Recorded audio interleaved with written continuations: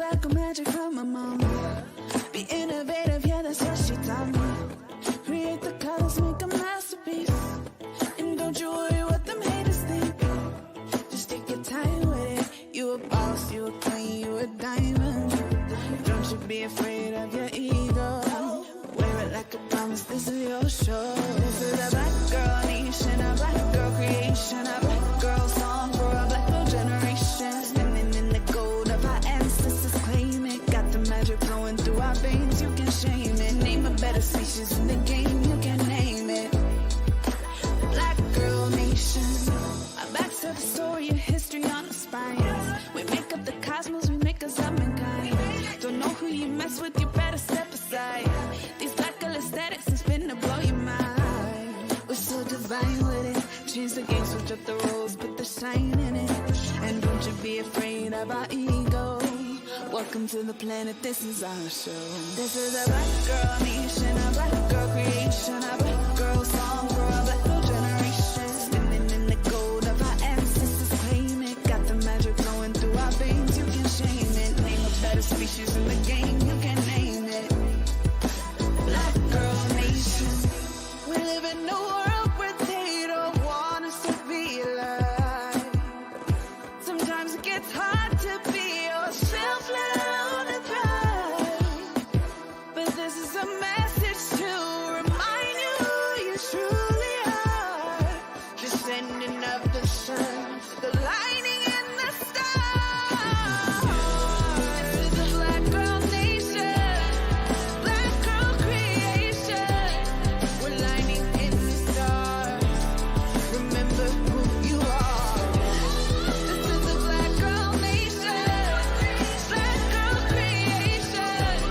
We're spinning in the gold. This black girl magic flow. This is the black girl nation, black girl creation. We're lighting in the stars. Remember who you are. This is the black girl nation, black girl creation. We're spinning in the gold. This black girl magic flow.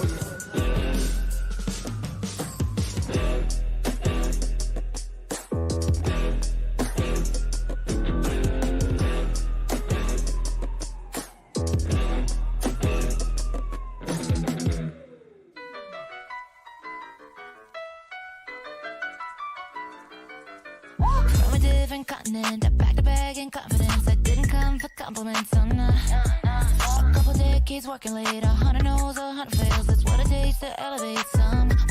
And now I use the high IQ to get the check. Don't spend it on some stupid kitty flex. I prove nothing to no one but myself. Nah, I'm looking inside me and I love what I see.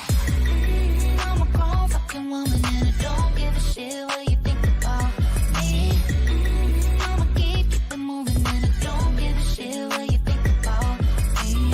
I'm a grown fucking woman. I'm a grown fucking woman. Honey, I'm a grown fucking woman. Don't talk while I'm trying to talk. Still the time to get it right, to plant the seeds and get them right. But finally I'm growing on my growing pains. Every insecurity is fading out cause I see the full me. And she was worth the wait. Now I use that high IQ to get the check. Don't spend it on some stupid kitty flex. I prove nothing to no one but myself. Now I'm looking inside me and I love what I see. I'm a grown fucking woman and I don't give a shit what you think about me. I'ma keep it moving and I don't give a shit what you think about me. I'm a grown fucking woman. I'm a grown fucking woman. Honey, I'm a grown fucking woman. Don't talk while I'm trying to talk.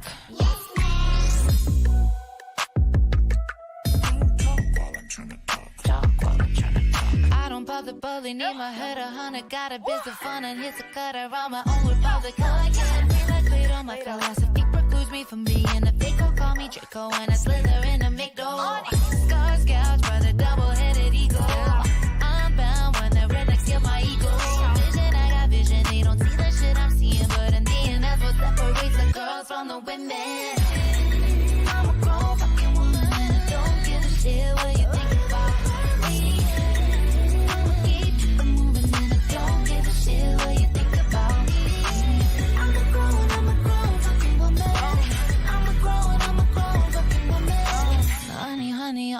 no fucking woman. Don't talk while I'm trying to talk. Yes, Don't talk while I'm trying to talk. Talk while I'm trying to talk. Don't talk while I'm trying to talk.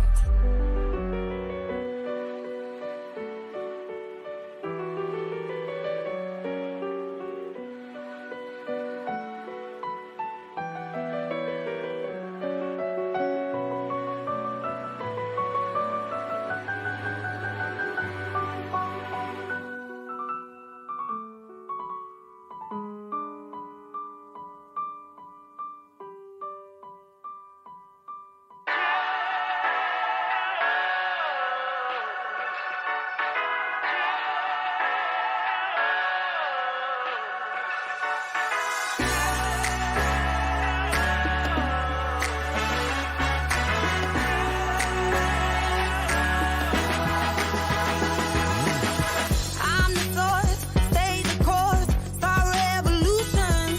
The teacher, I know my worth. I'm evolution, no ego. Where we go, always grow. Yeah, we know, and I know that it blows your mind. Yeah, it blows your mind. How do I do it? So effortlessly. How do I do it? In my sleep. How do I do it? You know that it comes from within. Nothing can stop me now, 'cause I was built for greatness. I was built for greatness. And I keep rising up, rising up, rising up, rising up. I got the power, 'cause I was built for greatness. Greatness, greatness, greatness. I'm the ruler, I'm the giver, I'm the leader. Yeah. I'm the dreamer, I'm the future, I'm the keeper. Yeah. You never see me without my crown. I go high when they try to bring me down. And I know that it blows your mind. It blows your mind. How do I do it? So effortlessly. How do I do it? In my sleep. How do I do it? You know that it comes from within. Nothing can stop me now, 'cause I was built for greatness. I was built for greatness. And I keep rising up, rising up, rising up, rising up. I got the power, 'cause I was built for greatness.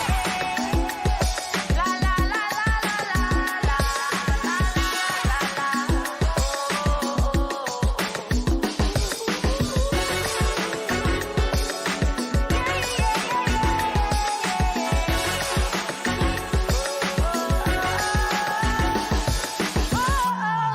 Cause I was built for greatness. I was built for greatness. Rising up, rising up, rising up, rising up. I got the power, 'cause I was built for greatness.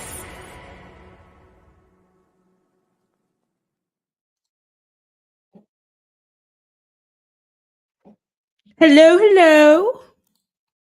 Welcome back to the channel, everyone. It's resident internet psychic medium and spiritual advisor, Mr. Crane. How we doing? How we doing? Come on in. Come on in. Everybody come in. Come in.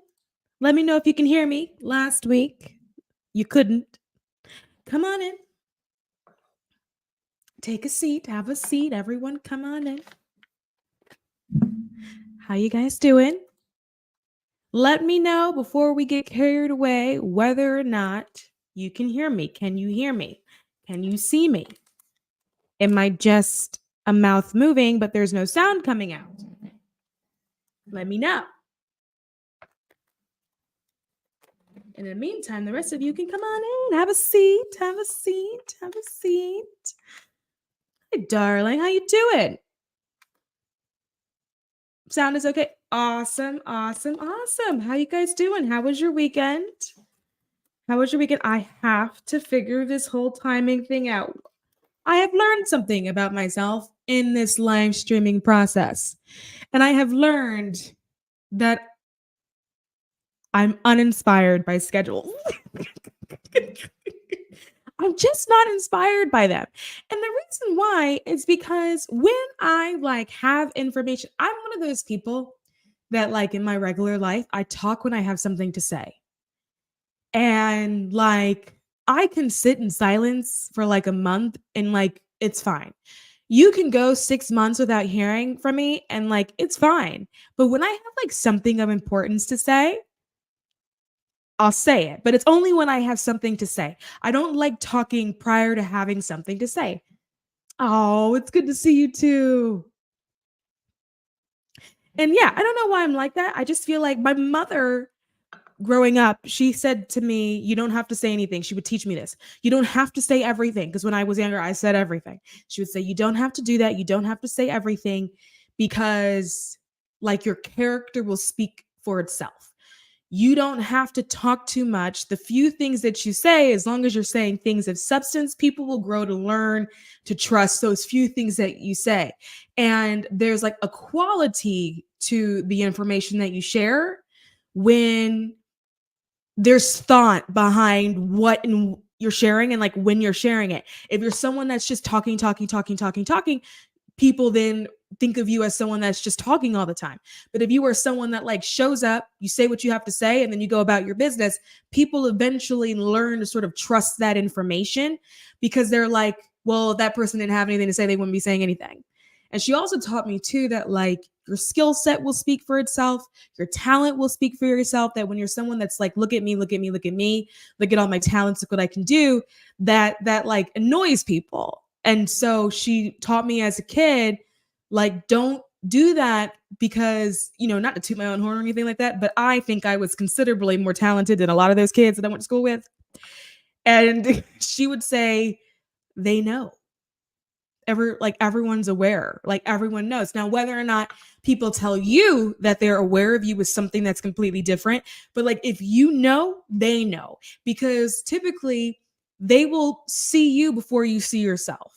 So you don't have to lead with anything. So she always taught me to just not try to fill air with information if the information wasn't required, And so anyway, I say all that to say that this streaming process has been really interesting in terms of me figuring out my creative process, where I realize that sometimes I don't have anything to say, or sometimes it's I said enough. Did you think about that? Maybe you should go away and marinate on that for a little bit, and then we'll talk about it again later, right? So it's been really interesting figuring out my process, because I'm also I also don't feel inspired trying to find something either, which is probably why my life on YouTube has been difficult.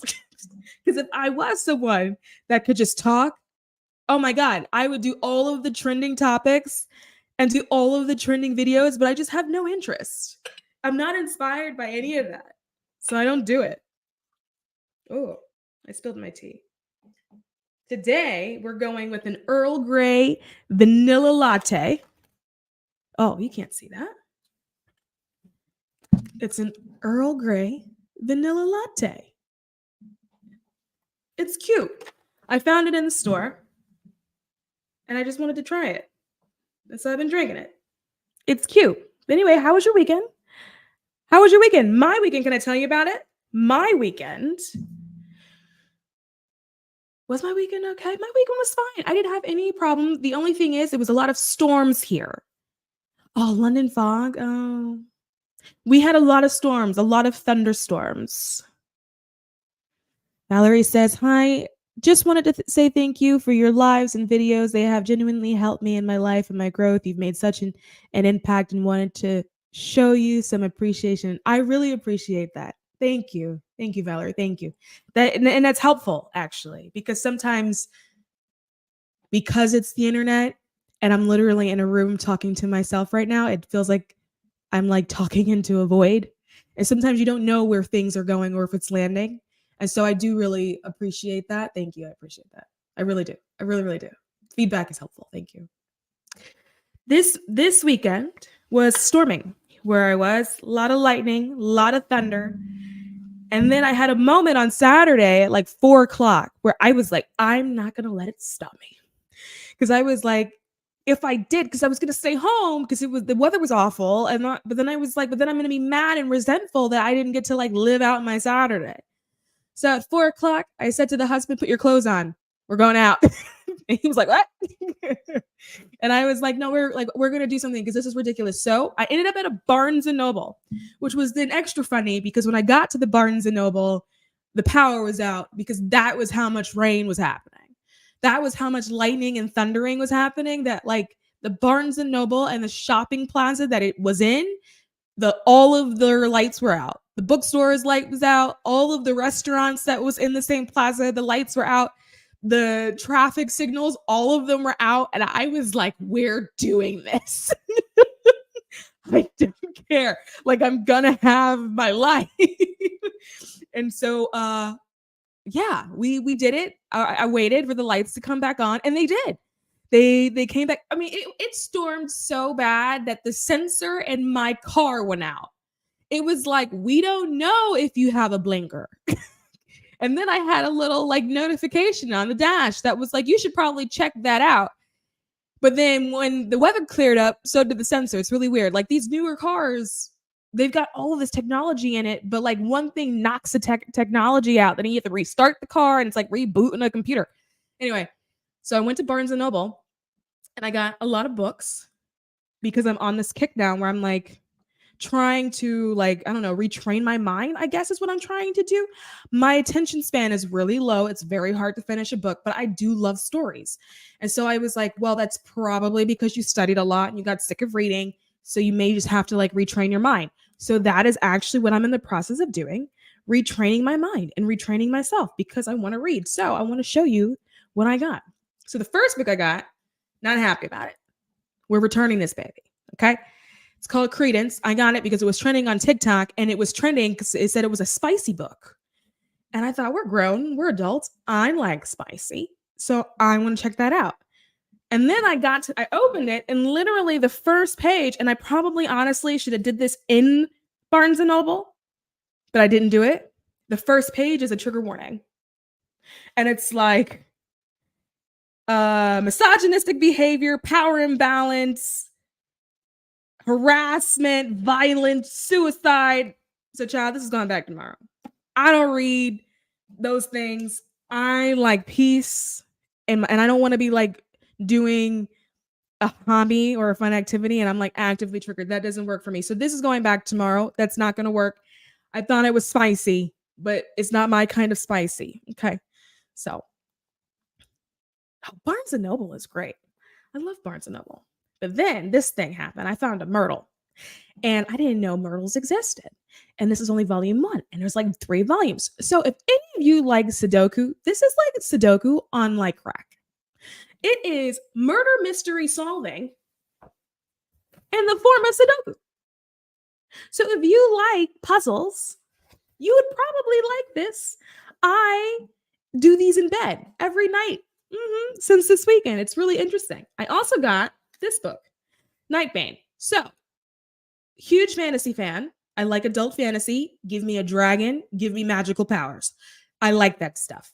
And this is like volume 2. There's a first one called Light Lark, which also saw on TikTok, and it was trending. So, I mean, when I tell you, I wish I could say that I'm not easily influenced when it comes to stuff, but I feel like this is proving otherwise, right? I saw it on TikTok. I said, ooh. So I read the first one. And so this is the second one. Can't tell you if it's good yet, but I saw some reviews. People say they don't like this one as much as the first one, which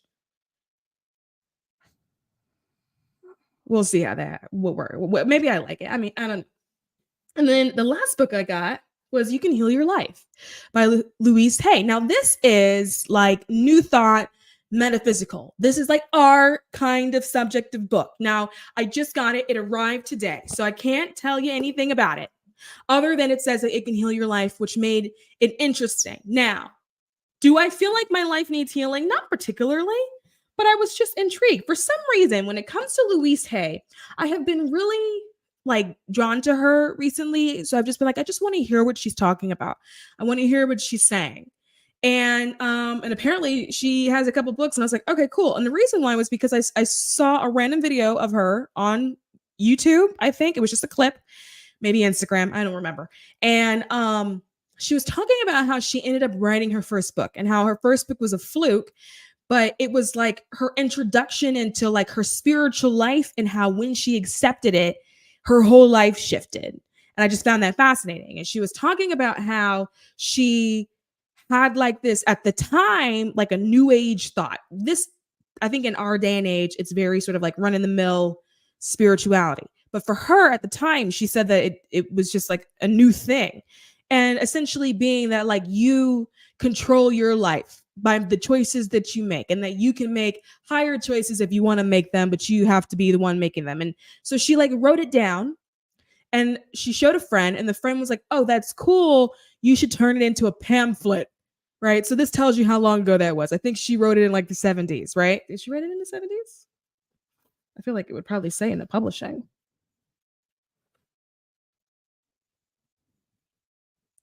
No, it was copyrighted in the 80s, 1984, the first one. So I guess 1980 in the 1980s. And they told her to make a pamphlet. She thought it was a great idea. So she made a pamphlet.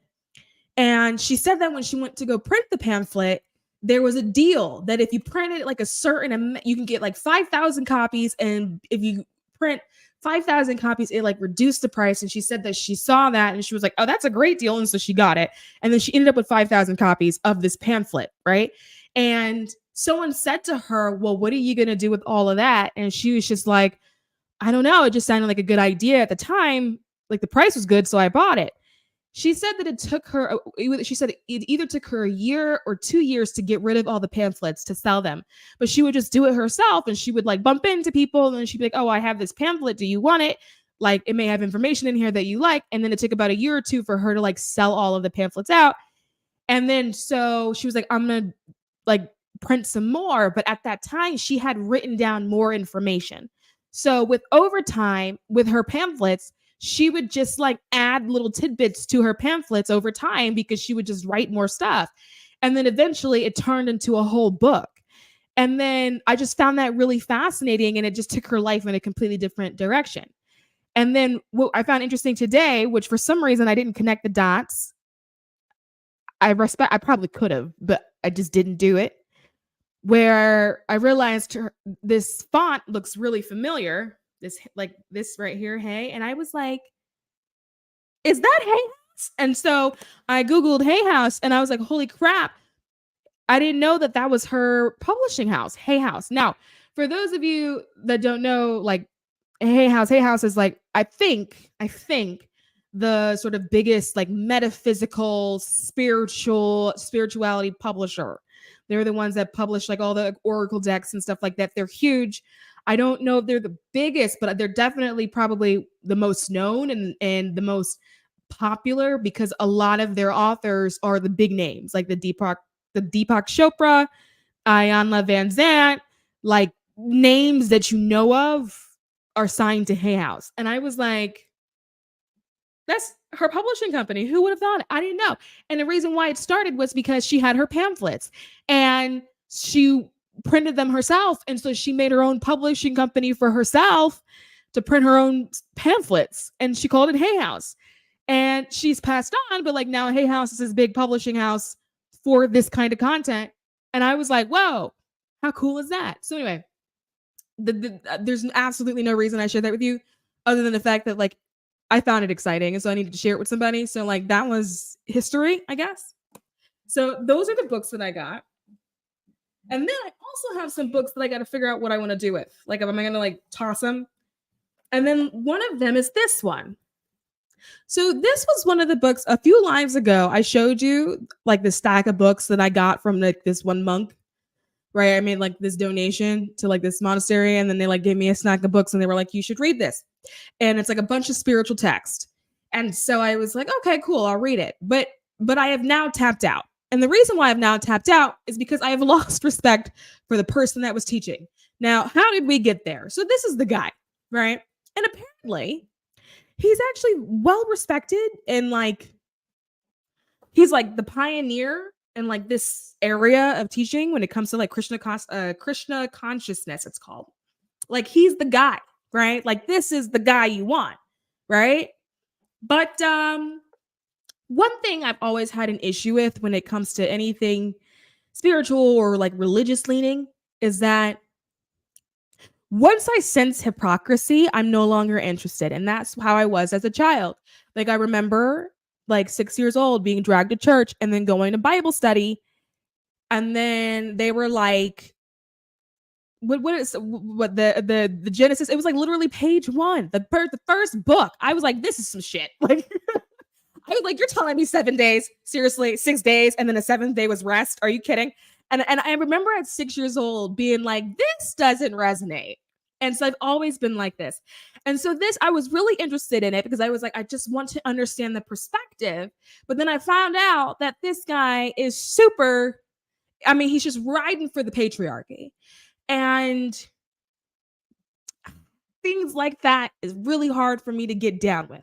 He's supposed to be the spiritual teacher and ascended and higher than thou, but then has really hypocritical views, right? So I highlighted one of them for today's show and tell. Now, mind you, like he apparently like founded like the school for Krishna consciousness, and he and his disciples are supposed to be the ones to like help you achieve Krishna consciousness. Now, what is this? This apparently is like similar to Christ consciousness, or like, I guess another way of saying enlightenment, or like knowing God or joining God or something like that, right? And this whole book is like his seminars transcribed. So people get up, ask him a question, he's answering the question, and then all of his answers were transcribed in this book. It's not like he sat down and he wrote it. It's like his answers to actual people, and then it was transcribed, right? And this is where I was lost. A woman asked him, how did he feel about women's liberation? Oh my God, you guys. I can't drink my tea. There is a fly in my tea. I feel so disrespected. A fly literally landed and then died in my tea.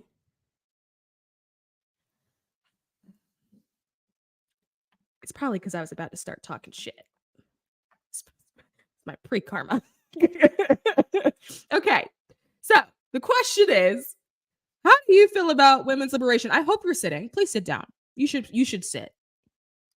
You should sit for this, right? Now, mind you, this guy is like a spiritual master. Many people are following the teachings of this man. And then he said, so-called equal rights for women. That's literally what it says. So-called equal rights for women means that the men cheat the women. Suppose a woman and a man meet. They become lovers. They have sex. The woman becomes pregnant and the man goes away.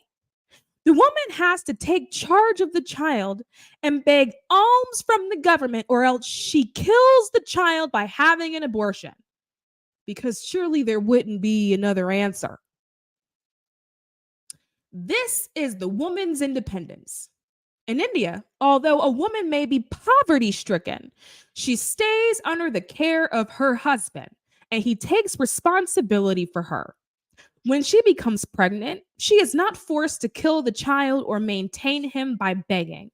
So which is real independence? To remain under the care of the husband, or to be enjoyed by everyone?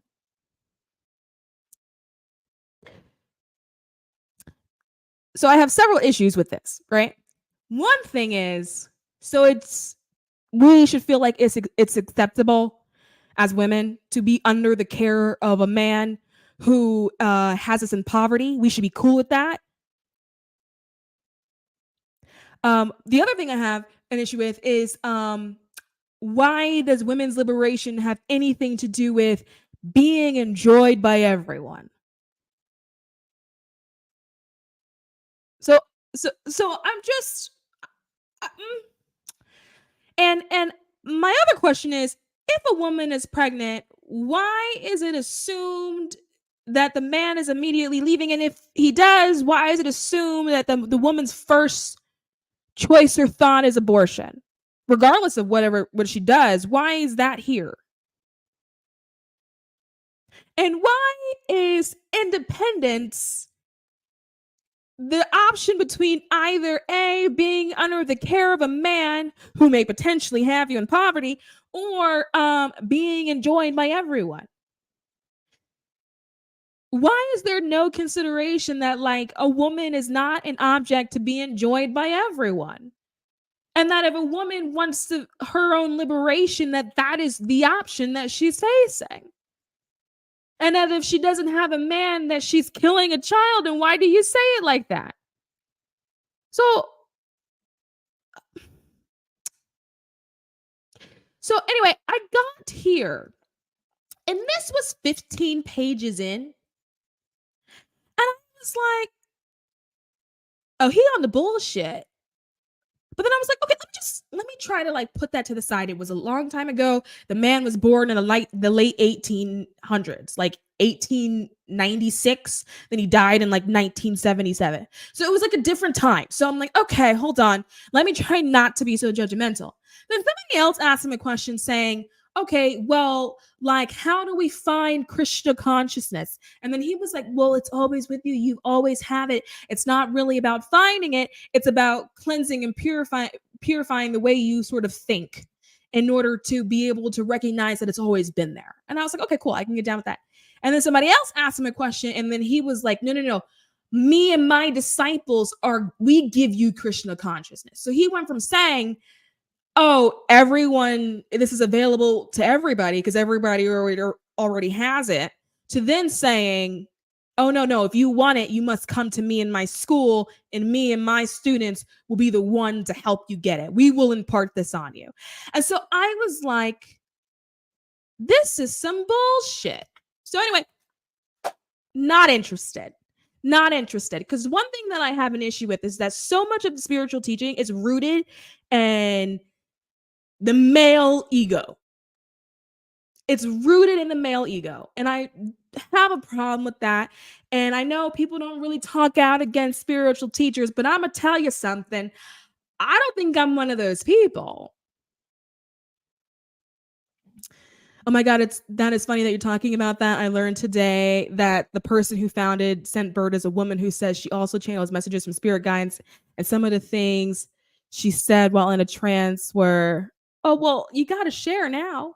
Which book is this? It is actually the Book of Self-Realization. That's the name of it. Hold on. Let me put it in the chat. Because I threw it and it's far now in my drama.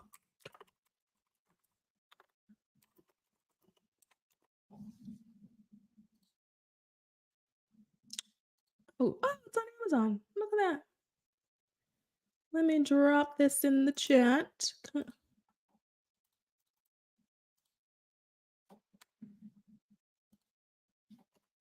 There it is. Why did it do that? Why is it two of them?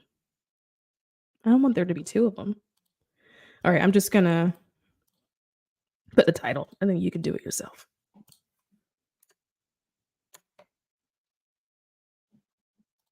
So yeah, I have a problem with that. I will no longer be reading it.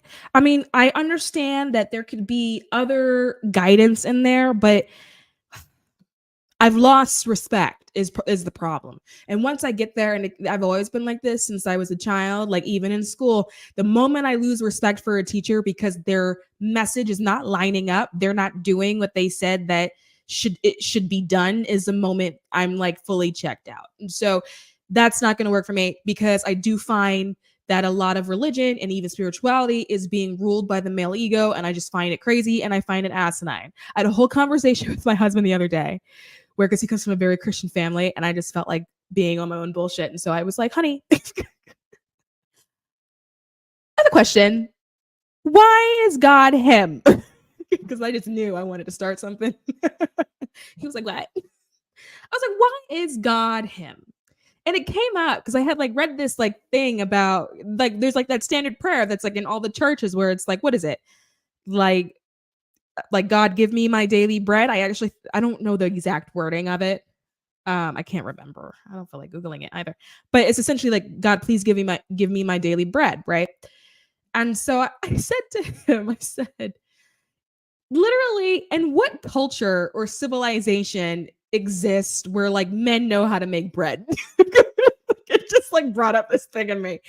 And he was like, what? And I was like, like men don't make bread. Like you couldn't get a recipe out of a man. Like a man could be the last person on this earth and he could not figure out how to get some flour to make some bread. And I was like, if you're ever hungry and you would like some bread, do you have a tendency to look for the masculine, or are you looking for the feminine to find some bread? Like, where are you going to get this bread? Which then completely rocked him. He was like, well, no, that's not what it means. It can be like a wish, or like a hope. And I was like, okay, great. When you have a goal or a dream, do you go to your male friends to talk about it? Or do you find the guidance of a feminine? Do you go to your mother or your girlfriend or your wife? Or do you go to like your male best friend? When you want to talk about your dreams and your hopes and your ambitions, where do you go? And he was like, well, that's not really what it means. I was like, no, honey. I was like, tell me where you go. Like, where are you going to get this information from? To get this from? Like when you have a problem, you seek out a feminine. And I was like, it's so interesting to me that, and by the way, I'm also not saying that I think that the whole thing needs to be changed, right? Or that like you should not pray to God. This was just like a shower thought, right? Where I was like, people go to church and then they ask God as the masculine to like help them through a hard situation, to help them get through this struggle. But like in real life, when you are struggling, do you go to a man or do you go to a woman? When you need advice about like what to do next, do you go to men or do you go to women? Because a man, I mean, they'll get you there, but you're going to get banged up on your way there. But if you go to a woman, she's giving you a strategy.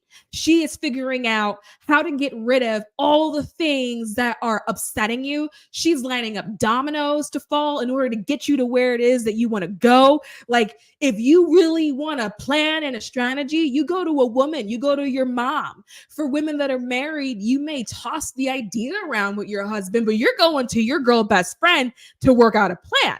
It's not a situation typically where you're like seeking out a masculine energy to like help you solve a problem. We have a tendency to seek out the feminine energy in order to solve a problem. And so I was just saying that like I just found it fascinating that it's him. Not saying that I feel like the whole institution needs to be changed and it needs to be her. I just find it fascinating that it's him. And so I was like, well, tell me what that means. Like what and he was like, well, he was like, this is a stupid question. So I said to him, well, okay, honey, if it's so stupid, then it should be easy to answer. Tell me why. If it's that stupid, it should have an easy answer. And the truth of the matter is that when you ask people that from that perspective, it's not necessarily so easy to answer. Like this is the patriarchy. Religion is an aspect of the patriarchy. It just is. Now, I think that there's like a whole different area when it comes to having a higher power, having something higher than yourself. If you feel like you need that, for guidance or seeking guidance, I think that's totally different. But I do think that it's rooted in like the patriarchy. And I think it's rooted in misogyny. And I think that like you think about things like the Virgin Mary, I'm sorry, but the only way a virgin can get pregnant is if some really ugly things happen to her. You understand what I'm saying? So like my perspective has always been that way. Even as a child, when I would go to Bible study at 6, I used to be like, this doesn't feel or sound correct. And I was one of those kids where every time I had a birthday, my grandmother bought me a new Bible. And I was one of those kids that if I ever said I was bored, my mother would send me into my room and she would say, read your Bible. And I would just be like, this don't look right.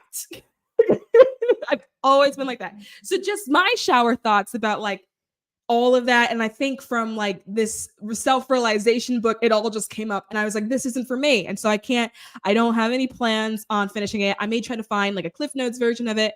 to see if I can get the information that way in a way that I find less triggering. But like reading through it page by page, I've already found a little bit too many inconsistencies for me to be able to be like, okay, I feel like this is a reputable source. But what about the French bakers? It's so funny you say that because my husband was like, I can make bread if I wanted to. And I was like, where would you start? Tell me step one.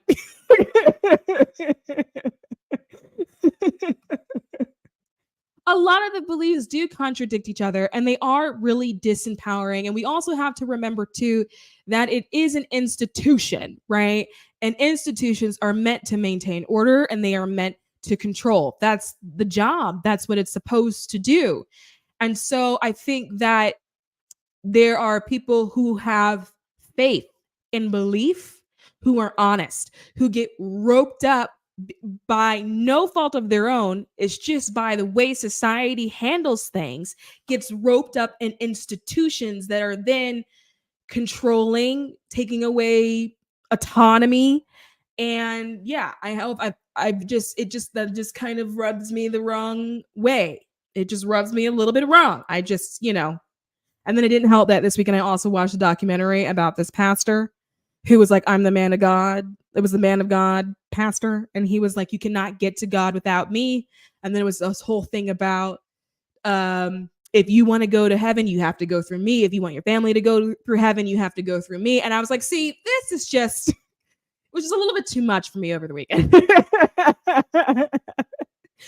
But that documentary that I had watched, there was a lot of things that came out of it that kind of sort of brought me to like what I wanted to talk about today when it comes to this topic. It was a lot of people who have faith, who have belief, and these people were taken advantage of. Now, it turns out this whole man of God situation, it's a church called Shekinah Church. It's on Netflix if you're interested.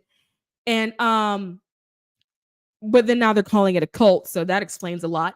But the idea about how so many churches hide behind actual cult behavior and they are taking advantage of people who are seeking genuine guidance, who are seeking guidance from like a higher source or a higher knowing. They're seeking general guidance because everyone, a lot of the times, sort of have this craving or this need to have that connection because, of course, you want to feel like you're connected to source.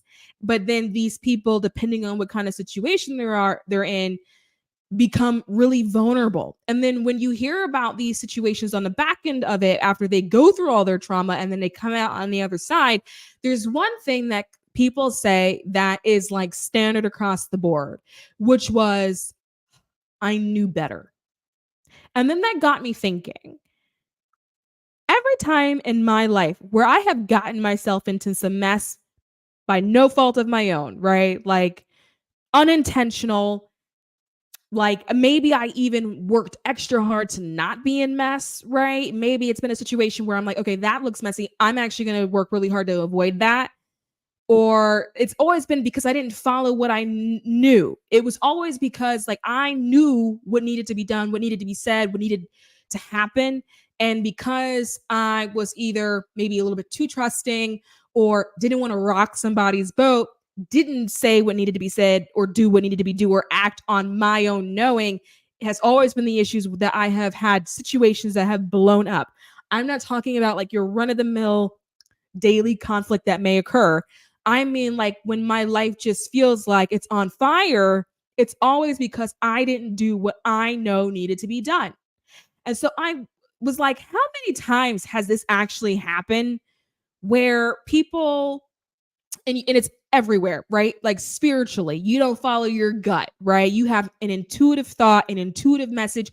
You know you're not supposed to be in a certain environment. You end up somewhere where you're like, oh, this area feels off, right? Or you go somewhere and you're like, I shouldn't be here. I feel like I need to leave.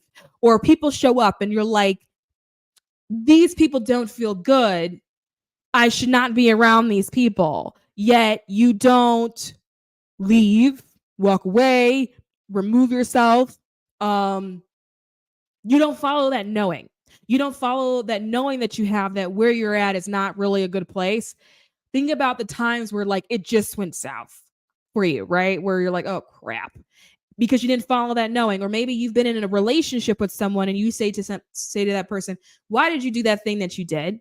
And they say, what? I didn't do anything. And so now you're over here questioning your sanity, thinking that you made something up when really you feel like that person stepped out on you, betrayed you, lied to you, whatever. You bring it up, they gaslight, and then you're sitting there questioning yourself and what you know or what you've picked up on. Hi, Tommy. Or what you've picked up on, right? You're thinking, well, maybe that thing didn't happen. Maybe they didn't actually lie to me. So you end up staying in a situation with someone longer than you're actually supposed to be there. And then it blows up later down the line. And then you're like, why was I with that person? I knew it wasn't right. I tried to say something. They didn't listen to me, or they shut me down, or they shut out the conversation, right? Or the amount of times maybe you were in a work scenario where you're just there doing your job, and then someone who comes to you who doesn't do your job is like, why did you do that thing? You did that thing wrong. You shouldn't be doing that thing. And so then you're in a situation where you like second guess yourself. You feel like you know what you're doing and that you're doing the right thing. But then somebody comes along and they say whatever they say, and then it feels like some kind of contradiction. And suddenly it's like you don't know anymore, right? And then something goes wrong. And then you sit there and you go, damn it, I should have done what I know how to do.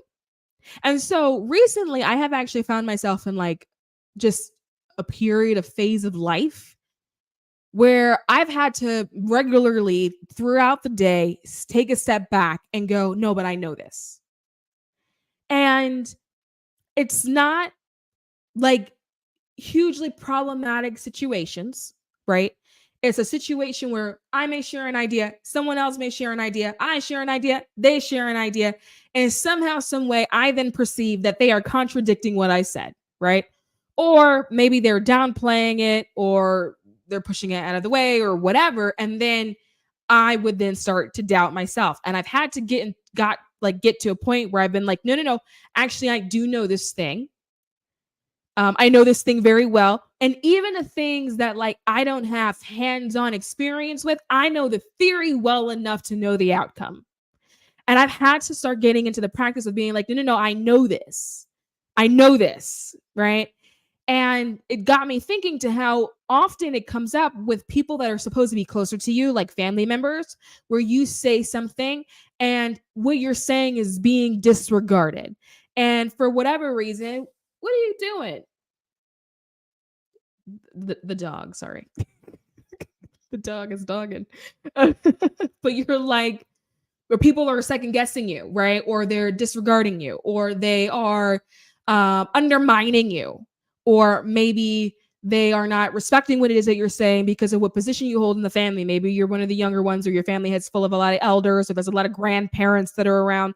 And so because of that, your word isn't being held with the weight that it should be held with. Your presence isn't being held with the weight that it should be held with. And what I realized is the only way that changes is for me to then change it. I cannot wait for someone else to come in and recognize that my voice holds as much weight as it does, right?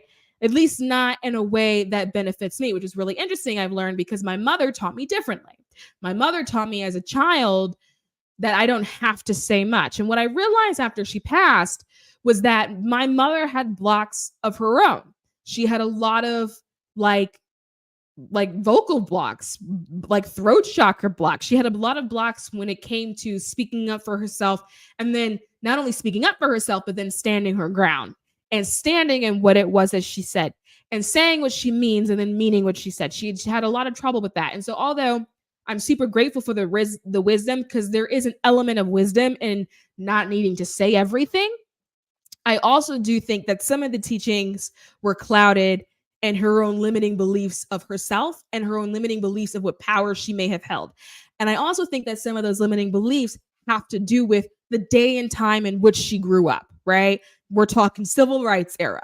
So yeah, she would have been better off keeping her mouth shut, right? And so I had to then go in and be like, wait a minute, this is not your situation. This is not your generation. This is not the age that you're in, right?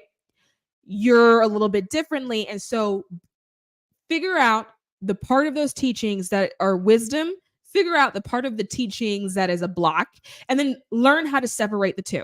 Don't put them both in the same box, right? That way, when you're choosing when and when not to speak, you're doing it from a place of wisdom. You're not doing it from a place of like a self-limiting belief. And so I think that my message today is that figure out where is the block? Where is the self-limiting belief? And then where is the wisdom? When does it become wise to say something, wise to do something, wise to actually stand in what it is that you know? And then when are you operating from a place of self-limiting belief? Because one thing that I can sense that is like sitting in this cute little collective, because I always I go through what you guys go through what I go through, is that there's some of that energy that's kind of floating around, this energy of not speaking up when things need to be said, but I'm also picking up on an energy of not showing up when you probably should show up. There's this energy of feeling like maybe I'm being annoying if I'm there, maybe they don't want me there, maybe they don't need me there, maybe I would be in the way, things like that, right? Like there's this feeling of just like not wanting to take up too much space, right? And so then there's also this running narrative that I can sense with that is convincing yourself that it's wise not to take up space. And so my ask for you is just to, when that happens, just take a moment to reconsider. I'm not saying that it is not wise. I'm saying reconsider whether or not what you're hearing or making the decision from is actually coming from a place of wisdom, or if what you're making the decision from is coming from a self-limiting belief. Are you choosing not to show up truly because you feel like it would be an unwise thing, or are you choosing not to show up because it's easier for you if you don't? Meaning it's easier for your comfort levels if you don't show up. You feel like you don't have to face an uncomfortable situation or have an uncomfortable conversation if you don't show up. Is it a situation where you feel like you don't belong, or an environment where you feel like you shouldn't be taking up space? Is that why you're really not showing up? Allow yourself to question yourself and ask yourself, what is the real reason? Am I doing this from a place of wisdom, or if I'm doing this from a place of self-limiting belief because I am blocking myself? Because what I'm also sensing is that there are areas in your life where not only are you needed to be, you are required. So I'm sensing that it's with family, and for some of you, it's in a workplace scenario where it is actually required that you say something. And that could be maybe because it's like your role or your responsibility. And like there's this feeling that there are people that are higher than you, right? People that are higher than you. And that could be entitling, that could be in age, that can be in what you perceive their knowledge or their experience to be. But there's this feeling of there's someone else that vetoes you or vetoes your decisions or has an ability to veto your decision, and that you're leaving it up to that person to then make the decision. And so what I'm sensing is that this will actually end up being more problematic in the long run, because that particular person is not actually equipped to then make the decision. So either they would make it wrong, or if they did make it the right way, the way of implementing what was just made, they don't actually have the skill set to do that. And so you're actually really needed in this particular area to say what it is that you need to say and to do whatever it is that you need to do. When it comes to family, because I really feel it heavily in family and in the workplace, when it comes to family, it's more so about the situation of like, it ends with you. It feels very much like an ends with you kind of thing. If you don't go in and put a foot down or stop it or let someone know that it's not okay with you, then it will continue. But that it ends with you, right? Like I remember for my personal life, like 6-7 months ago, I had a moment where I said to myself, okay, when it comes to this family dynamic, I refuse to participate in the active dynamic that currently exists. Not that I hate you guys or that I don't love you guys, not that I don't want to be in your life or I don't want you in my life, but I'm not participating like this. And I said to myself that, okay, now that I'm married, what I'm not going to do is then continue to perpetuate a cycle, right? This family will now have loving households, right? We are not kicking each other's ass physically on Christmas anymore, okay? There's no more yelling and screaming and crying at major family events. I'm not tolerating any more fights at a cookout. Like, everyone is going to come together and we're going to be like civilized human beings. And I made a choice. And the choice was, and in my household, because that's what I now have as a married woman, as a household, I would love you to be here. I welcome you. You're always welcome here. But should you show up here, we've got some rules. And I'm the baby of the family, right? So this isn't something that people would want to hear. Not coming from me anyway. But the rules are, we're not doing that anymore. The rules are, if you're upset with someone, it's okay, but you're not going to be throwing punches. If you're upset with something, it's okay, but I'm going to need you to step outside, maybe take a couple deep breaths, ask the person to join you in one of the spare rooms, and then talk the shit out, okay? And reach some kind of consensus, right? And it required me standing in a space. And I remember my niece, she said, well, why is that? Why do you need to do that? And I said, well, if I don't do it, who's going to do it? If I don't do that, then my household, that's a new household that was just created, will now take on the patterns of this dysfunction. And are y'all not tired? Are we not tired of this? I'm tired of this. It's been generations. You don't want to sit down for a little bit, take a nap, maybe. And so I'm sensing that maybe not like exactly like my situation, but there is something that you have the ability or the power to stop. But it requires that you say it or exist in that space. It requires that you don't take on this idea of like, well, let me keep my mouth shut because it'll go away. It's not going to go away. It's going to it's going to find its way to pop up again, because what you're experiencing is actually part of a pattern. And the pattern is a combination of the people that are involved, but it's also a lesson for you, which is why you keep finding that you're having these situations where you keep saying, I'm going to keep my mouth shut. It is a lesson for you. It is a lesson to understand the difference between wisdom. Are you using wisdom to make this decision, or are you making this decision from a place of self-limitation? Are you making the decision not to say something because you are limiting yourself, you are blocking yourself, or to be quite honest, you're scared, right? And if that's what it is, then examining the reasons for all of those things, examining the reasons for the blocks, examining the reasons for why you may be scared, right? Were you punished for speaking up in the past? That's probably what happened, right? And so now you just don't, because you feel like it's easier if you don't. But if it was truly easier by not saying anything, then you wouldn't have these situations that are repeating themselves, that are coming up again and again and again and again and again. And you're always having these moments where you're like, well, I'm just not going to say anything. But you seem like you do that often.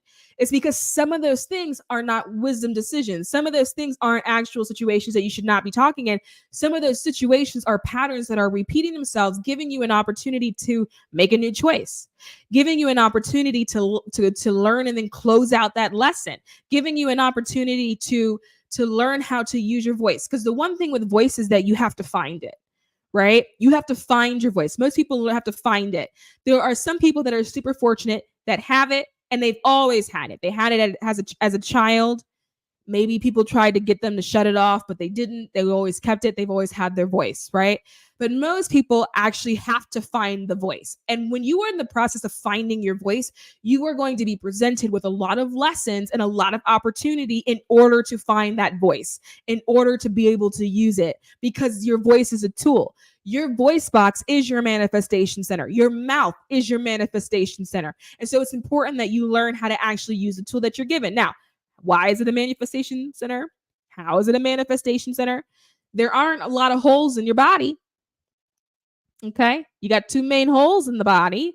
One of them shit comes out of. So where do you think any form of manifestation comes from? It comes from the other one, right? That is the only place where you can speak something into existence. Why? Words are spells. right? Why you should be careful about what it is that you're saying, but are you being careful? Or are you being wise? You have to ask yourself, right? So in the process of finding the voice, you're going to have opportunity after opportunity after opportunity in order to find the voice. And as you're finding your voice, you will also at the same time be finding yourself, specifically finding your presence, because a voice needs a vessel. A voice needs a vessel in order to come out of, right? And so you will be finding your presence at the same time, because you have to stand in your presence in order to stand in the voice as well. And so when you're looking for your voice, there's also multiple different kind of voices. And then when you find all of them, it's the integration of all those voices that then make up the voices like a whole, right? So you may have a voice with your family, a voice with your friends, a voice with your coworkers, like a voice with your boss, right? There are different kind of voices. That's why sometimes for people, they find that it's easier to talk to a friend than it is to talk to a family member, or vice versa. Those voices are different. They're not the same thing. And so you will have different opportunities to grow and develop and to find your voices in different areas. And so you will notice these kind of situations pop up over different areas of life. You'll have something pop off with family. Next thing you know, you're falling out with a friend, and you go to work, they driving you crazy, and you're like, why can't I get enough of this? It's because at that moment you thought you made a wise decision by not saying anything. But what happened was the lesson that was for you followed you to different areas, hoping that you were actually going to see it in order for you to learn and then close out the lesson. If you want those situations to stop happening to you, you have to learn and then close it out, right?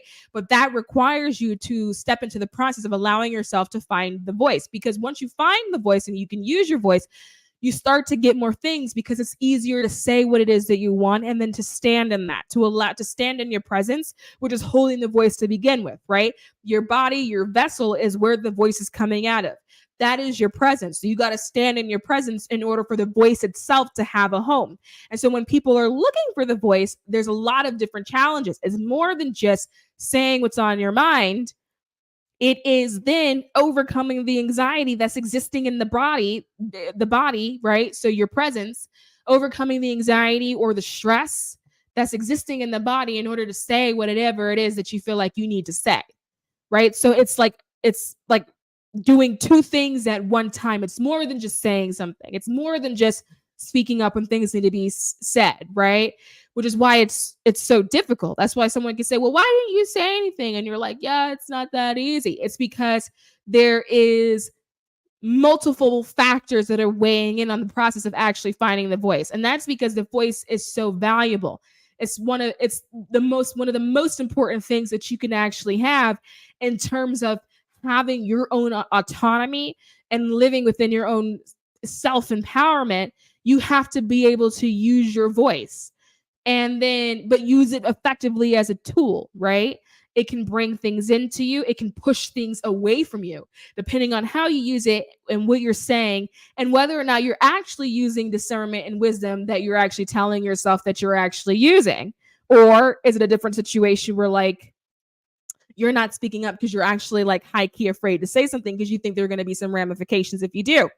And then if you do think that there are going to be some ramifications if you do, then there's like, well, does that doesn't seem like a problem to you? Like, does that not show that there's something about your environment that's just not in alignment, right? If it's a situation where you can't speak, then why is it a situation that you allow yourself to be in? If it's an environment where you can't speak, then why is it in an environment that you allow yourself to be in? Are you in these places and in these spaces because you're moving with self-limiting beliefs and you think that that's all you can do, or that's all you can go? Is it that kind of situation? And so it's bigger than just like saying something, but it's important that you get to a point where you start to exercise the use of your voice, because you're needed in a lot of really important spaces. There are loved ones that need you, that need your guidance, that need your wisdom. Potentially may need your protection, right? Maybe for you standing up for them, or maybe just simply need you to be a role model so they can go on and find the voice that they need for themselves as well, so that they can go and live a quality life of empowerment and sovereignty, right? In their own form of freedom and liberation. Because if you're not exercising the power of your voice, then it's hard to be liberated. And the reason why it's hard to be liberated is because it's where are your boundaries? How are you setting them? Because people are really good at monopolizing other people and monopolizing other people's time, right? And so how do you safeguard yourself from that? How do you allow yourself to live within your own autonomy if you are struggling with using your voice? Anyway, shower thought.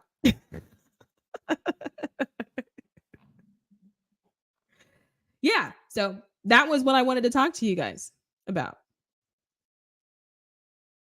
That was my thinking.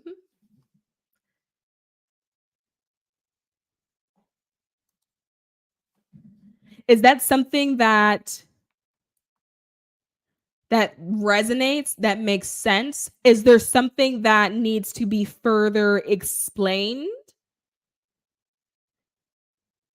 Are you processing what I've said?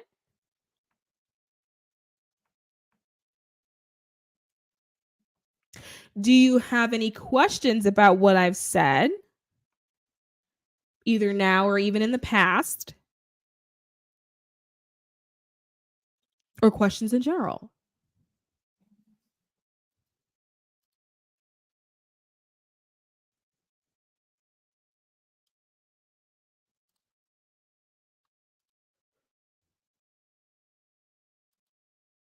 Or did the feed go out? Because I need classroom participation. Or I feel like I'm just talking into the void.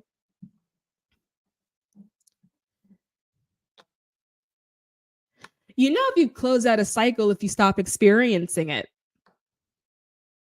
it won't come up for you anymore. It'll be like an old thing. And this is how it would feel. Like, let's say you're talking to a friend and this friend tells you about this cycle. If it's something you've closed out, your feeling is going to be like you can't relate to it. You're going to be like, that's interesting. I remember X amount of time ago when I used to deal with that, but I don't really deal with that anymore. It's going to feel distant, that you can't relate to it. And it's not going to be a reoccurring theme.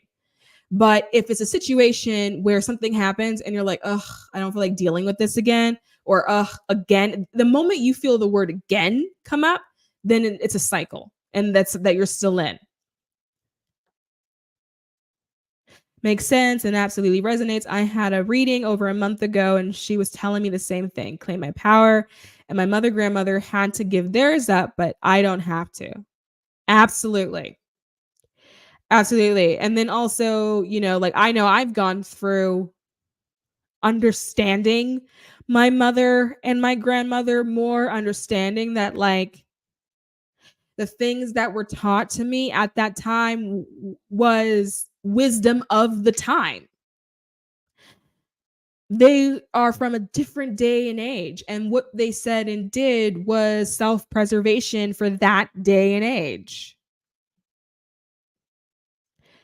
Like my grandmother wasn't able to have her own bank account, so she ended up with trifling men. She had to do what she had to do.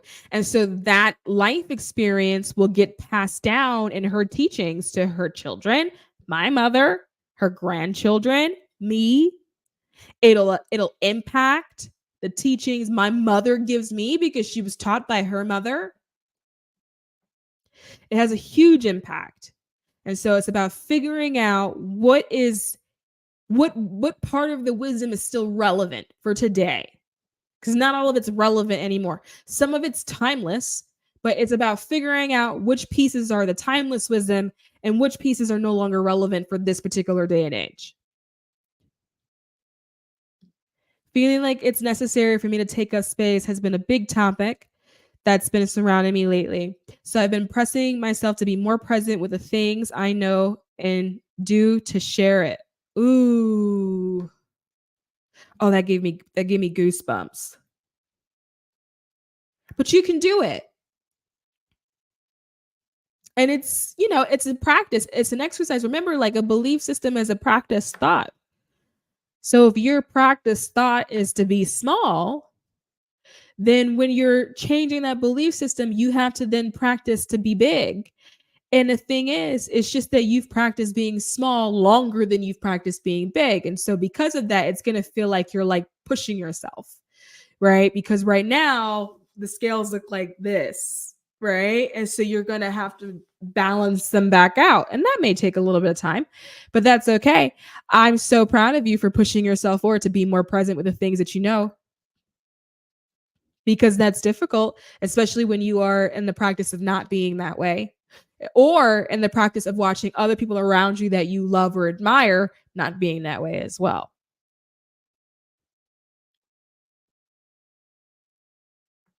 So I think that's great.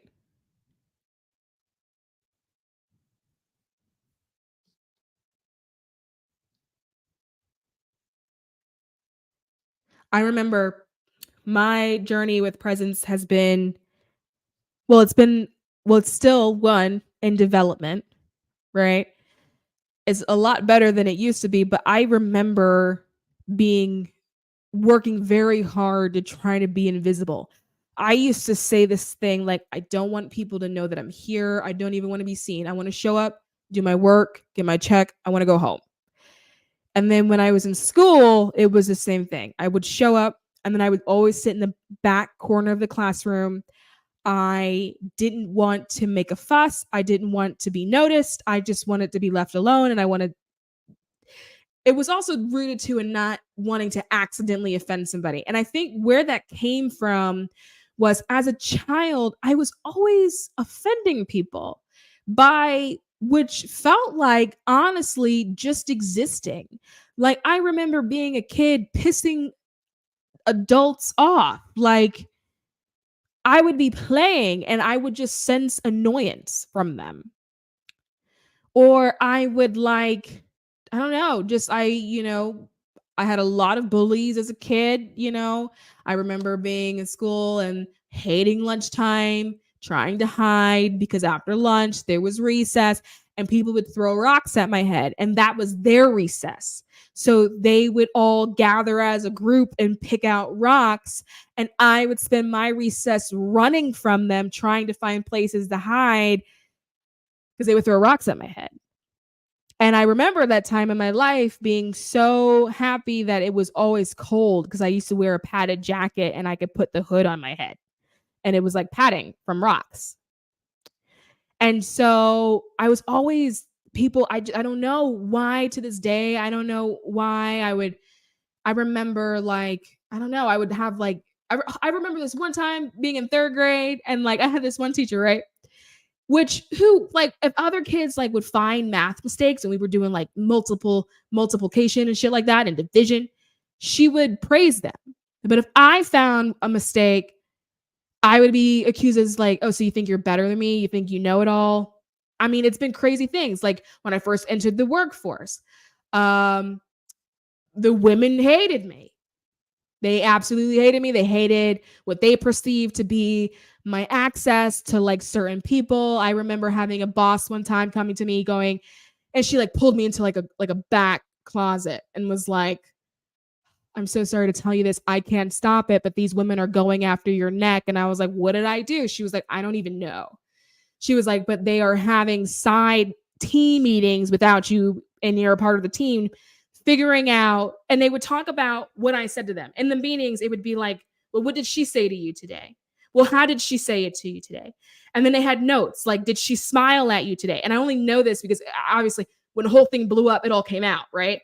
And I had like a tip off from my boss, but they would like have these notes about, well, did she smile at you today? Did she tell you good morning today? And then I would get in trouble if I didn't smile at somebody. Or I would get in trouble if I was like in an elevator with somebody and like maybe I would be like, oh, hi. But if I didn't say good morning, then like I would get written up. It was crazy. And so, anyway, as a child and like in the very beginning stages of my adulthood, I was always in trouble for just existing. And that turned into me trying really hard not to exist and thinking I was being crafty about it, but like not being that successful. And then that's what created situations where like I would sit in the back of a classroom, or I would try really hard not to say anything to people in meetings. I wouldn't share an opinion. I wouldn't speak. I was always just like, if I had something to say, I would say it. If I didn't have anything to say, I wouldn't say it. And even if I did have something to say, I probably still wouldn't have said it. And then anyway, I say all that to say, one day I ended up with this really good friend of mine. She is a current good friend of mine. And we were out to brunch, and I was lamenting, and I was talking about this with her. And I was like, and I have a really big problem. Really, like I trigger women specifically. And I've always had an issue triggering white women. And I don't really know why. And my really good friend is a white woman. And so I said, can I talk to you about something? And I was like, can we just have like just a real conversation? Like, I need help. Like, I don't know what to do. And so she's like, yeah, sure, whatever. Like, and she's like eating her eggs because it's like brunch. And I was like, I'm trying really hard to stay out of everybody's way, but it's just not working. I don't understand how I'm still pissing people off. And then I was like, as a white woman, can you tell me what I'm doing that's offensive to white women? I don't understand what I'm doing. So she looked up from her plate. She's like, oh, you don't do anything. And I was like, so why is this a problem? And she was like, and she shrugged. And it was the most nonchalant thing she's ever said to me. She goes, you just have presence. And I was like, what does that mean? And she was like, you just have a thing. She was like, you have presence. It's like palpable. She was like, you are someone that can be felt in a room. And I was like, oh, that sucks because I'm trying not to be that person. Right? Like, I don't want to do that. And then she was like, well, you can't help it. And I was like, what do you mean I can't help it? You got to help me figure out how to help this. I'm like pissing off all these people. She was like, no, like you can't help it. She was like, it has nothing to do with what you're saying. It has nothing to do with what you're doing. She was like, you have a presence that is palpable, that can be felt. She was like, I can feel you. She was like, when you're next to me, it feels very differently than you not being next to me. Like I can physically feel you. And she was like, and I think the problem that you're having is that people who like maybe like don't understand energy are sensing this from you, and it doesn't mean anything. It's confusing because here you are playing small, but then you've got this energy that is big, and humans can't put two and two together. Like that's a very confusing and also a slightly threatening thing. She was like, you also have this sort of natural authoritative thing to your presence. And I was like, I don't want that. That's not what I'm trying to do. I don't care who's leading. I don't care who's in control. I'm just trying to do whatever. And she was like, I'm sorry, but that's not going to work. She was like, you just need to accept it. She goes, I honestly think that if you accepted it, things would be a lot easier for you. And then a year went by and I was fighting this. And then one day we were at brunch and she was like, I told you what the problem is. Like, if you just accept what you are, she was like, I think you'll just have a better time. She was like, the problem is you're pushing off like power and like that's what you naturally have. And then she was real with me. She was like, you are a Black woman who's like crazy levels of educated, and you're sitting there acting like you don't know anything. And then you're also acting like people don't know when they look at you what you may be. And I was like, ouch, right? But then I didn't listen to her. Then another year went by. And then every year I would lament. And then one day I said to her, I said, you know what I think the problem is? I think I have presence. And she looked up and she went, you don't say. And this may have been 4 or 5 years later. She was like, you don't say. I've been trying to tell you all along that that's what it is. And if you just stood in it as opposed to running from it, it would be a lot easier for you, right? So anyway, once you open your mind and heart, those limiting beliefs become just that. We have the ability to change beliefs and actually put it to use. Change is one of the hardest things for us to do. Yep. Since he said your eyes are very powerful, I wonder if they were intimidated by them. Your friend was right about your presence. I've been to subscribe for you for one day in your eye. As well as energy drew me in. Oh, thank God for your very patient friend, right? Right? I do have an eye thing. And it took a couple of years to accept that I had an eye thing though. I didn't want to accept that I had an eye thing. And people have been telling me I've had an eye thing since I was a child in school. kids used to say to me that when I looked at them, it felt like I was looking into their soul. And as a child, when you hear that in school, you're like, oh my God, people think I'm a freak, right?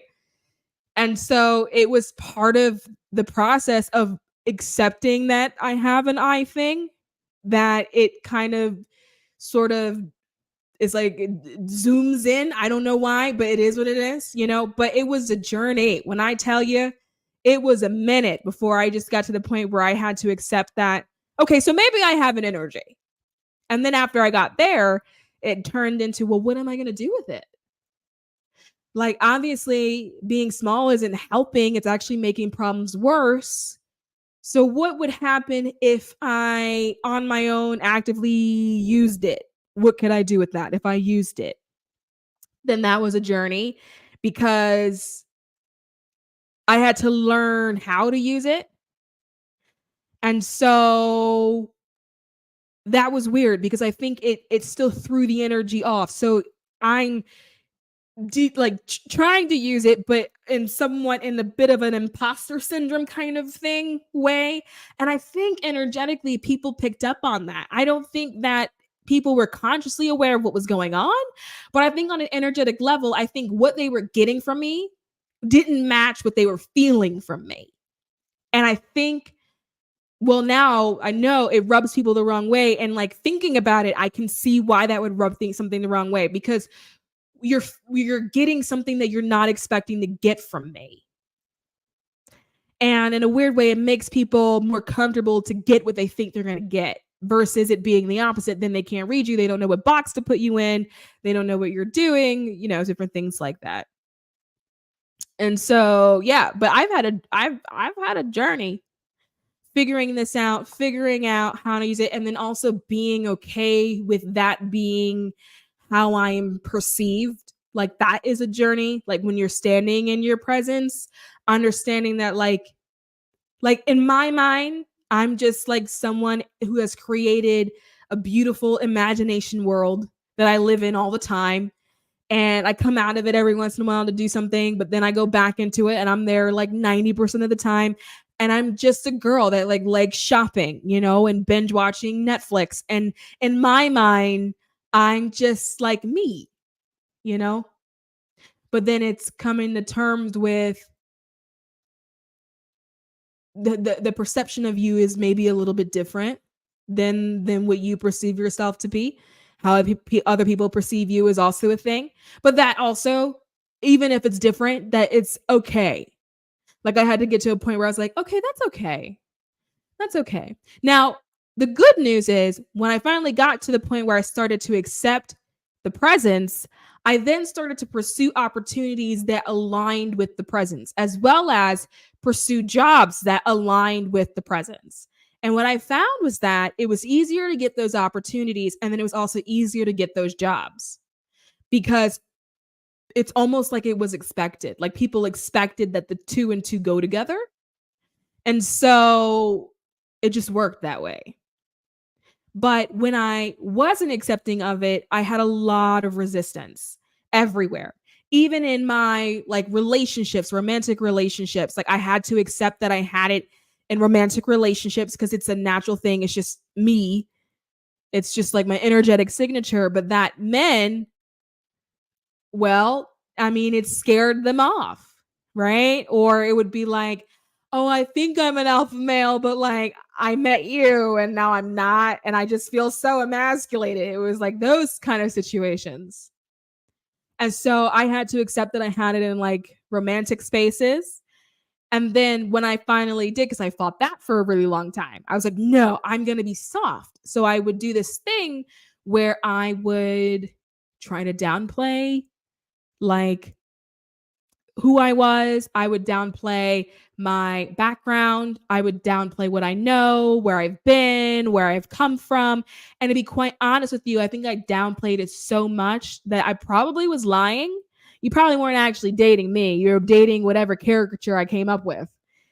Because I was like, how do I date with not scaring all of these men away who would say things about, I don't know, you got presence. They would also use the word, and then that would trigger me, right? So I went through a journey there as well.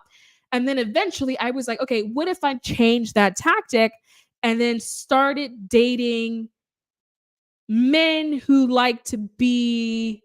So the way I had, because again, I'm in my own imagination world, right? So the way I had like looked at it in my mind was whenever you hear about like these empires and like these queens that used to reign, these queens always, there was always a group of men that were like in awe of her, right? And I don't know what we would call them, but there was always like some men that just was in awe of her, of whatever, maybe her beauty, maybe her power, maybe her influence, whatever, right? And so I was like, okay, well, maybe if I should change my tactic and then pursue that to find men who are in awe of women that are like that, as opposed to looking or dating men who are intimidated by women that are like that. And again, that was another one of those situations that when I changed like the tactic, my dating life actually became a lot easier. I started to look for men that were in awe of women like that. And so anyway, I say all that to say is that it's been a process. It's been a process standing in like who I am, and then also a process of going back and forth with myself of, but because if I don't, then I'll slip, right? I'll slip back. I'll go back into this sort of shell that I created for myself. I've even had family members go, why do you do that? Why do you isolate? And I just be like, because y'all hate me, right? And they would be like, what? And I'd be like, look, I know energy when I sense it. Turns out it wasn't hate. It was just, we can't put our finger on this girl. Like we think she's this, but she's showing up like that. It was always that, right? And so I had to figure it out, and then figure out how to best maintain this without slipping back into the corner or the hole that sometimes I want to dig and then bury myself into because it's easier, right? But what I realize is that I can make a hole, put myself in it, but people are still going to see the mound of dirt on the top. I'm not actually disappearing. I'm not actually going anywhere. And then also too, maybe there's presence because it's required for whatever spiritual thing that you're supposed to be doing. Because you don't incarnate with things for no reason. There is no redundancy in creation. So if you have it and it's a reoccurring theme for you, then it's probably something that you're supposed to be using that you're not utilizing right now. And so another shower thought, you know? But yeah, kids used to be mean. They used to throw rocks at my head, you guys. I wasn't like, I don't know why. Kids are just mean. I've just sort of chalked it up to that. Kids are mean. I had a group of girls in was it high school or was it middle school, who every day at lunch they would try to corner me in order to jump me. That was a thing. And every day during lunch, I would change my route to the cafeteria to try to trip them up and like confuse them. I've been feeling a block with tarot. I'm new to it, but lately I have developed anxiety around it. It's been harder for me to trust my intuition because I don't know all the accepted interpretation. Well, okay. First, anxiety is not required. It is not needed here. It may just be that you need a break because it's a lot of information. I don't think people ever stop studying tarot. I haven't met anyone, even people who were like well-versed, who like write books on it. They are still studying. And if you ask them, they're still studying. I'm still studying. I mean, I wrote a whole book and it required that I like go back and study it because it was one of those things where I was like, wait a minute, hold on. Is this the accepted interpretation of it? I don't want to write something that's just so left field, right? It's always something that you will be studying. And the reason for why that's the case is because there is like an accepted interpretation, but just like how you put it in quotes, that accepted interpretation actually will morph and change over time. Some of the meanings that I think the deck was 1901 or 1910 or something like that. It was created, I think. Don't quote me. Some of those meanings have evolved. So there may be like a baseline meaning, but the nuance around it maybe has evolved. And the reason for that is because some of the symbolization that's in the cards themselves, what it meant at the beginning of the 1900s, it's not how society interprets that symbol today. And so if you are looking for the accepted interpretation, it's going to shift and it's going to evolve. And it may be a situation where you're going to be reading different information, different books, looking at different areas on the internet, and it'll maybe have some tweaks in it. There may be a little bit of changes. You may notice that like one person that's interpreting, they interpreted one thing a little bit different than somebody else, right? It's because it's culture, it's related to culture, and the culture changes. And as the culture changes, the meanings in the culture change. So I say all that to say, don't get too hung up on what the accepted interpretation is. Allow yourself to go with your intuition. I think there are two kind of readers, and I think the reader that you are is usually because of your experience in the beginning. There are intuitive tarot readers, and then there are traditional tarot readers. Intuitive tarot readers use their intuition to read the cards more than a lot of the times than they rely on the accepted interpretation.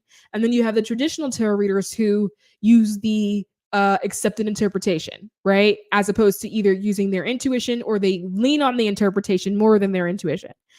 The reason why this happens is because in the beginning of the learning process, one of two things happens. Either your intuition does not kick in at all, meaning you're the very beginning, none of your psychic stuff has kicked in, right? And so you need to lean on the accepted interpretation because you would get nowhere. Or, which is what usually happens a lot more these days, is it's too much information in the accepted interpretations, and so you just lean on your intuition, right? There isn't one way that's like right or wrong. As long as you're getting what you need to get out of the reading, you're fine. But I say all that to say that, like, don't put so much pressure on which one you end up being. If you want to be a traditional tarot reader, that's cool. If you want to lean on your intuition, that's cool too. If you feel like leaning on your intuition is getting you where you need to go, then do that. I started off as a traditional reader. My intuition did not kick in. When I would look at a card and it meant nothing. I got no hits, no downloads, nothing came. And so I had to lean on the interpretation. And then that's how I ended up learning all the interpretations. And then the intuition kicked in later. But I mean, I met a lot of readers who went the opposite direction. So not a problem.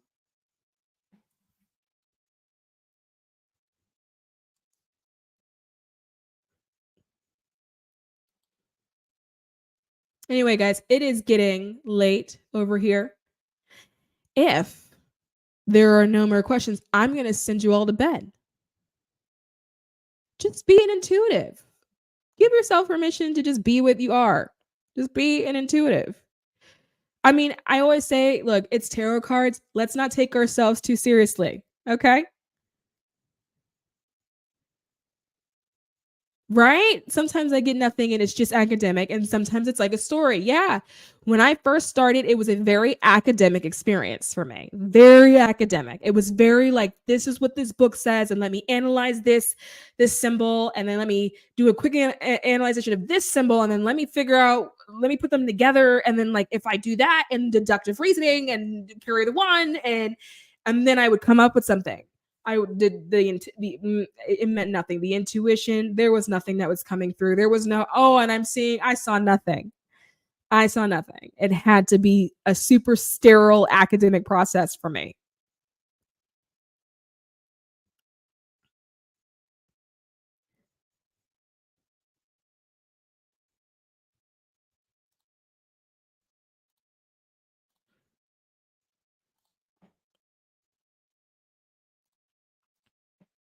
Anyway, guys, if you've got nothing left, I'm going to send you all to bed and then fish this fly out of my tea.